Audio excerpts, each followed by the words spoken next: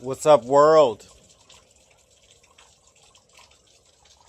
Thank you for viewing my video. Thank you so much. I really appreciate it.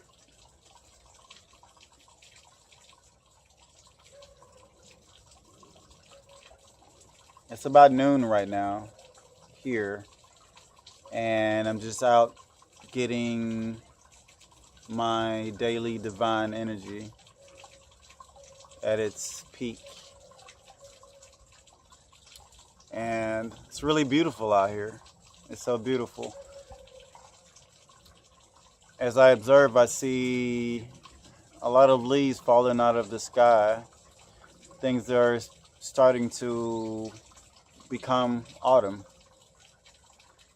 The season's really transforming itself, and it's on its way. And I appreciate it every time I see it. It's really beautiful.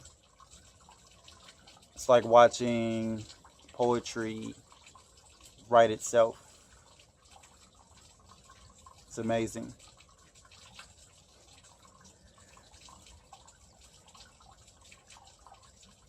Today, in this video, I'm going to talk about something that's really important, really special, really great, really wonderful, but we don't pay attention to it enough. But yet we have an intimate relationship with it, a very intimate relationship with it. So therefore we should pay attention to it, because it is us. We are it. We connect every day, all the time.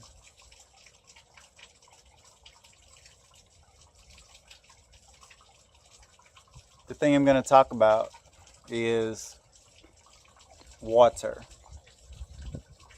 Yes, water. Water is amazing.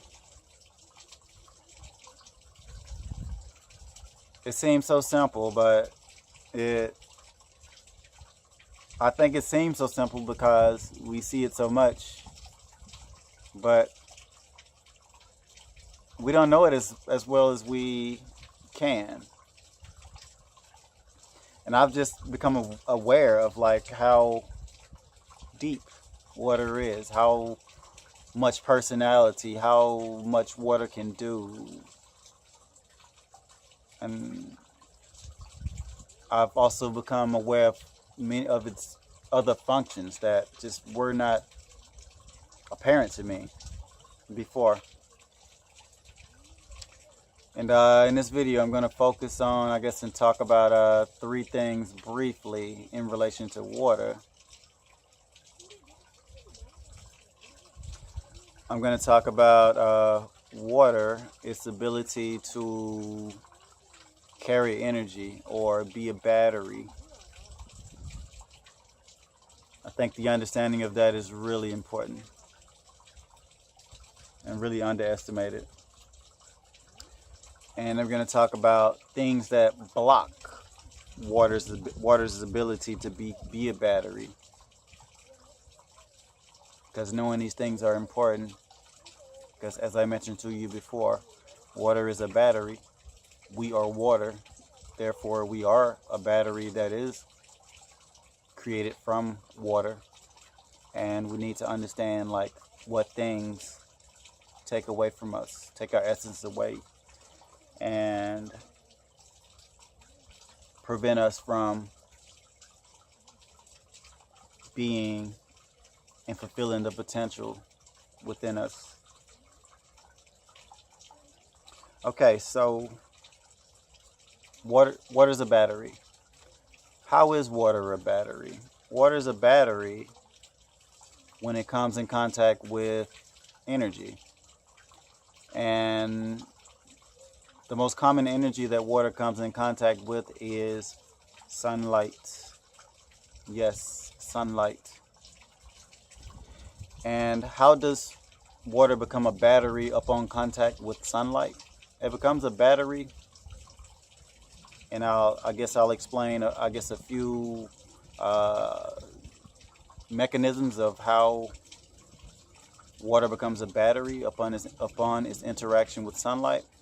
Well, think about this. Sunlight has different spectrums that we experience here on Earth. You know, the infrared spectrum, which is invisible, the orange, the yellow, the green, the blue, the indigo, and the UV spectrum, which is also invisible. Well, the infrared spectrum is 42% of the light in our sun that we experience on a daily basis, and that should kind of tell you like how important the infrared spectrum is. It's 42% that we get from the sun, so it's really important spectrum. And this spectrum, when it interacts with water, it touches water, it charge separates the water. It separates the charge of the water. The water then becomes a battery, which means now it can do work.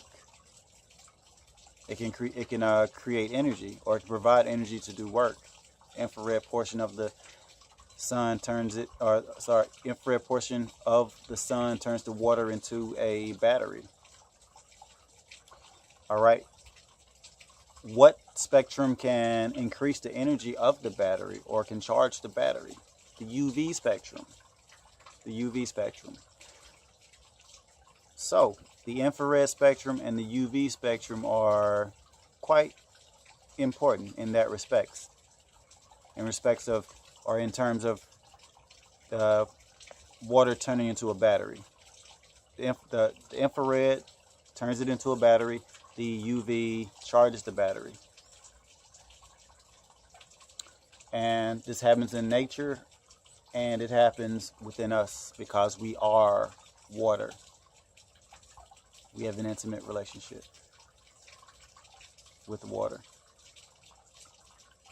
So it happens the same way in us.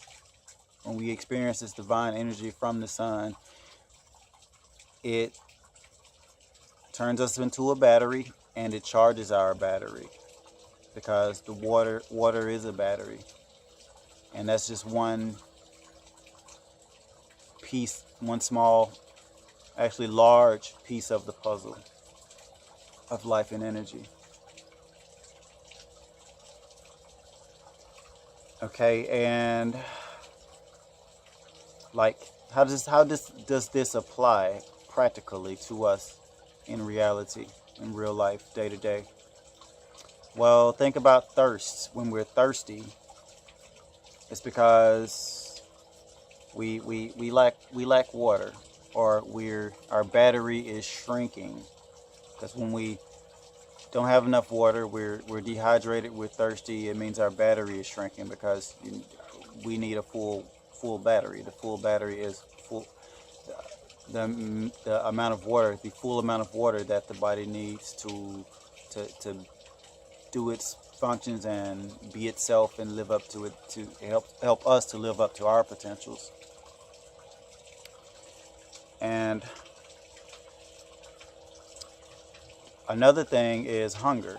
Hunger, a lot of times hunger is just thirst. Hunger is when your energy is low. Hunger tells you when your energy is low.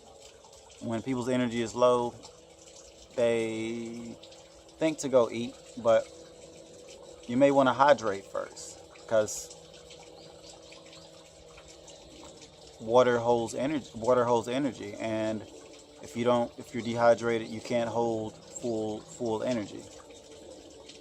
And therefore, a lot of times, just hydrating yourself will get rid of hunger. And also, when we're dehydrated, we feel tired, or our mind doesn't work at its best. And this is because of just what I just mentioned about water carrying energy. We get tired because our battery is smaller. The water itself is a battery. The battery is smaller, therefore we can only carry a small amount of energy. Okay, and even with like fat loss, if you're trying to lose weight, just simply staying hydrated keeps your metabolism running like 20% higher. Like if you when you're dehydrated, your metabolism automatically runs much lower. So that's a big part of the puzzle there. If you're trying to like lose weight or maintain an ideal body weight, is to stay hydrated. Stay hydrated. Just simply drinking more water is a big thing with losing weight, because you need to keep that battery going, because a lot of I guess weight loss and a lot of weight gain is not an energy abundance. You have too much energy in your body. It's an energy deficiency. And by putting water back into your body, you're putting energy back into your body, and you're building your battery so that you have the ability to store more energy. And this is the most fundamental thing, to have the battery ready to go. You need to have this before you have anything else, because it's the foundation of who we are. It is who we are. Water. We are water. Water is us. Okay, so now I'll move on to things that block water's ability to carry energy, to store energy, to move energy. Like we all know about minerals and nutrition that we can eat to help us move energy, like like iron, magnesium, and things like this. But that's not the focus of this video. It's not about nutrition. So therefore, I'll just focus on things that negatively interfere with the energy that water can carry, hold, and move through it. And some of these things that I'm going to talk about are called halogens. Halogens are elements on the periodic table, such as fluoride, chlorine, bromine. These are halogens, and what they do is they block the conductivity of electricity, of energy in water. So you don't want these things in your water supply. You don't want these things inside of your body, or you don't want to be consuming these type of things, because they block the electricity within us, and anything that blocks the electricity within us will interfere with our wellness, because a lot of wellness is just an energy deficiency, and bad being dehydrated or not being able to move energy through water is one thing that affects our energy. It also affects our health and our well-being, and just everything related to energy. It's all tied together. It's all one big puzzle. It's all tied together. And fluoride, we know some people or some countries, the governments they supplement fluoride in the drinking water to, I guess, to fix dental problems or prevent dental problems, which it doesn't make sense, because it works topically. It doesn't, yet you ingesting it doesn't work if you ingest it. So it doesn't make sense. So you have to wonder, like, what's really going on? Like, what are they really trying to do? So you want to avoid that. And chlorine and bromine, those are other things that are supplemented in water. I think chlorine is to clean water out, but it also it cleans water, but it also it's not good for you. Not good to be ingested. And okay, so those are electric blockers, things that block the energy transfer in water that you want to avoid. And how can we avoid these things? Well, we can look for natural sources of water, such as springs. We can find natural springs in a natural place, or a place that's not polluted, and we can get our water directly from there. We can also, when it rains, we can capture rainwater, if that's an option for where you live. If you live in a place that it's not highly industrialized, like lots of smoke and stuff in the air, factories and stuff, then it may not be that great of an idea. But rainwater may be an option of good, clean, energetic water that is the way nature intended it for us. And if neither, also a whale, if that's an option.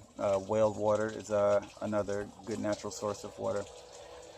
And if neither of these things are an option, you could consider going to a grocery store and getting spring water from a grocery store, which they get it from a spring, but they sell it in a grocery store, oftentimes in a plastic bottle, which, you know, plastic isn't the ideal thing that you want to drink your water from, because of the chemicals that leach from plastic that interfere with your endocrine system and affect how much they affect the hormone balance within your body. Just, you know, something that you don't want to interfere with. The best thing would be like glass, getting your water in a glass container. But, you know, if there's nothing else, spring water and plastic at the end of the day isn't that bad if there's no other option, if tap water is your only option. And yeah, so that's all I have at the moment about this. But there's so much information that I want to explore about water, and there's so many other personalities and faces of water that I want to discuss. But that was the main thing in this video that I wanted to focus on, to explain, is that water is a battery. Sunlight charges that battery within water. There's things that can be put into water that can block that battery. You want to avoid those things. And those are the biggies in this video in relation to water. Water is really a beautiful thing. It's really important to us. We have an intimate relationship with it. And like any relationship, we need to have a long discussion with one another to know how one another works, so that we can live together. Okay, and I'll stop here. Thank you so much for checking out my video. I really appreciate it. There's going to be more videos to come about water, because it's so complicated. Well, not complicated, but it's so interesting. It has so many just different faces to it. Just things that I think are like really important for us to know. And if you want to read further and learn more about water, there's a book from a scientist named Pollack. He's a water expert. It's called The Fourth Phase of Water. And he explains some of these different personalities of water. He explains like different behaviors of water in certain situations and circumstances. And it's a pretty easy read. It's not too scientific. I mean, it's scientific, but it's not overwhelming. I think the average Joe could do it, could knock it out.